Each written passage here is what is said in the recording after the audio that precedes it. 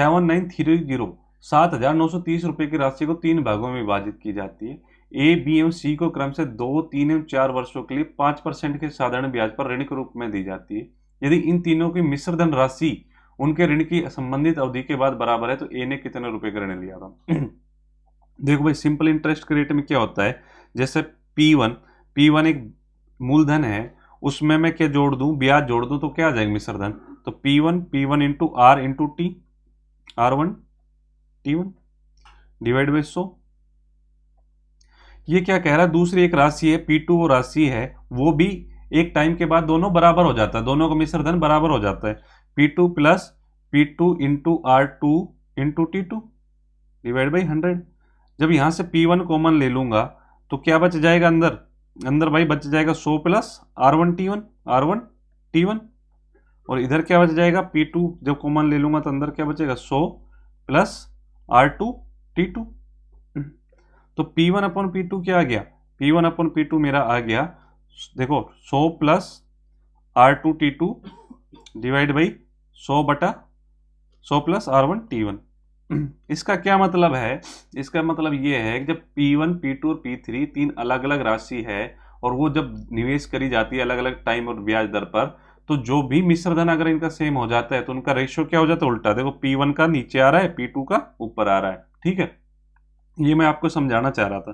तो यहां पर भी क्या होगा, 3 बार ए और बी सी में डाला गया है, ठीक है। तो इनका जो मिश्र धन है वो कितना कितना कितना हो जाएगा भाई, P1, P2 और P3 का रेशियो क्या हो जाएगा, देखो इसका हो जाएगा 1/1/100 प्लस R1 T1 कितना हो गया भाई, 2 वर्ष का टाइम है और 5% ब्याज दर है तो 10।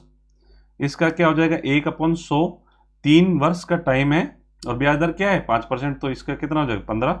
और ये क्या है 1/100 प्लस 4 इंटू 5 20।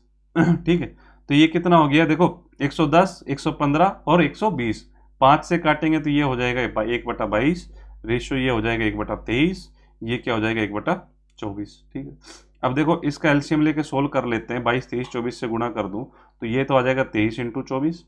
एक P1, P2 कितना हो जाएगा 22 इंटू 24, और फिर 3 कितना हो जाएगा 22 इंटू 23।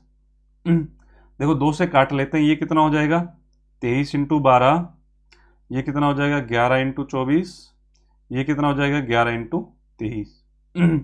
सोल्व कर लो, 260 प्लस 36, नहीं 240 प्लस 36 276 हो जाएगा। ये इसको करेंगे तो 264 हो जाएगा। 264 कैसे, 4, फिर 4 प्लस 2 6, ठीक है।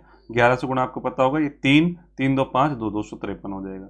जब इनको मैं जोड़ता हूं, ये देखो P1 कितना होगा 276, इस रेशियो में बटेगा। टोटल कितना है मेरे पास 7930 है, ठीक है।